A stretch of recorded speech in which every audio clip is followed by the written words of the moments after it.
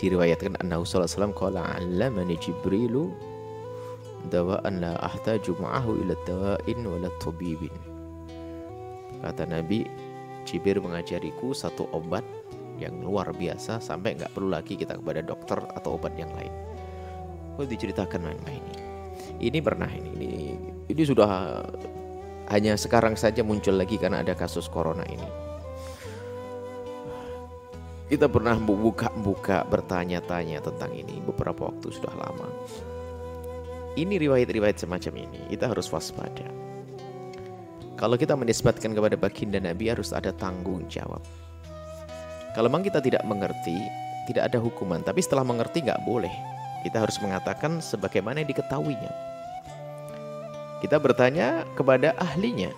Apa kata muhadditsin, ahli-ahli hadis di dalam hal ini? Mereka mengatakan bahwa tidak ada hadis yang bunyinya seperti itu. Dengan bahasa santun mereka, la aslalah. Sebagian mengatakan tidak aku ketemukan di ummahatul kitab-kitab di kitab-kitab Indo hadis, macam-macam dengan bahasa halus. Sebagian langsung tegas maudhu. Dalam hal semacam ini, khususnya para thalibul ilm yang ngerti belajar hadis kecil apapun, yuk kita bertanya kepada ahlinya bagaimana riwayat yang semacam ini. Bahkan untuk menilai hadis, bukan kita mentasih hadis, mengatakan hadis maudhu, enggak, kita tanya kepada ahlinya, para ulama. Lu ini kan dinukil Imam Qulyubi, dikatakan Imam Qulyubi ini mengatakan ruwiyah juga, diriwayatkan, tinggal kebenarannya kita cek. Jadi setelah kita tanya sana sini, kita minta petunjuk sana sini dari membaca sana sini tentang riwayat ini, enggak ada. Enggak diketemu ke dalam kitab musnad, kitab sunan, kitab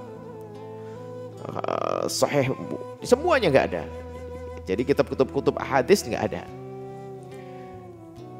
Ini sudah saling ada, nggak usah kita membawa riwayat-riwayat semacam ini. Cuman kalau amalan satu-satunya ada.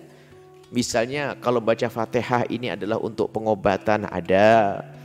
Waktu sahabat Nabi itu masuk satu kampung, nggak boleh, ternyata setelah itu Imam Muslim meriwayatkan hadis ini. Setelah itu nggak bisa masuk, tahu-tahu di dalam sakit. Akhirnya dari dalam mengirim utusan, mungkin ada sahabat Nabi ini yang bisa ngobati, ada satu orang, tahu-taunya sembuh. Setelah sembuh akhirnya dipanggil, mau disajikan makanan terima kasihnya ketua kepala sukunya. Para sahabat Nabi hati-hati, kenapa kamu baca apa sih kok sampai bisa sembuh? Aku hanya baca Fatihah. Sahabat Nabi waspada, ini ngarang dari dirimu atau gimana? Iya, aku ngarang baca Fatihah aja gitu. Sembuh.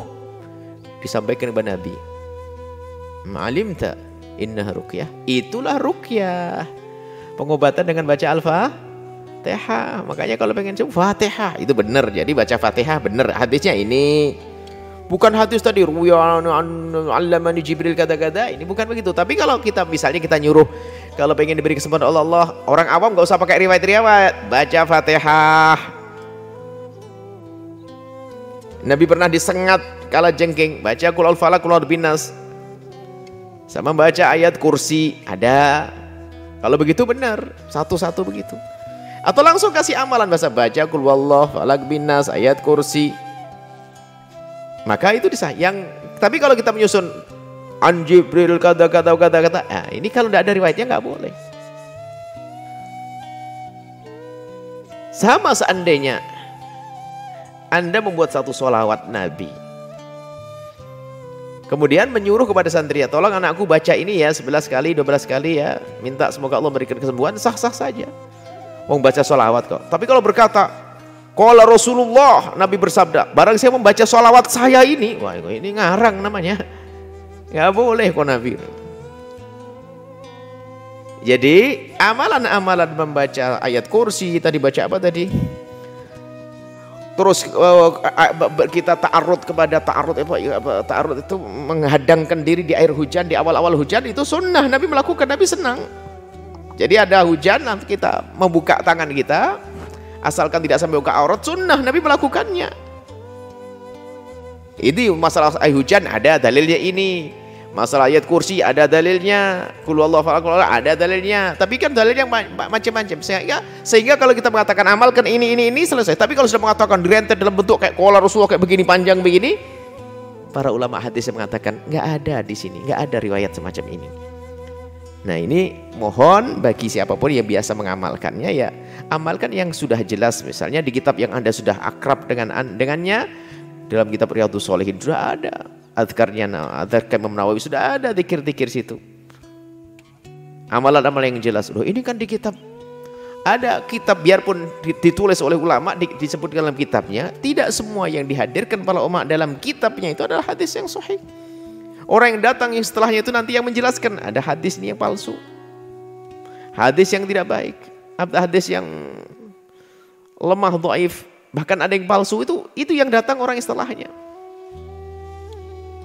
Nah setelah lagi orang yang setelahnya menjelaskan ya sudah, kita tidak usah mengamalkannya, amalkan jelas. Seperti yang selama ini kita baca setiap selesai acara, dalam masa ada musibah ini, ada karb ini, baca la ilaha illallah al-azimul halimu, la ilaha illallah rabbul arsyil azim, la ilaha illallah rabbus samawati wa rabbul ardi wa rabbul arsyil karimi. Lalu doanya Nabi Muhammad, Allahumma inni a'udzubika minal barasi wal jununi wal judami wa min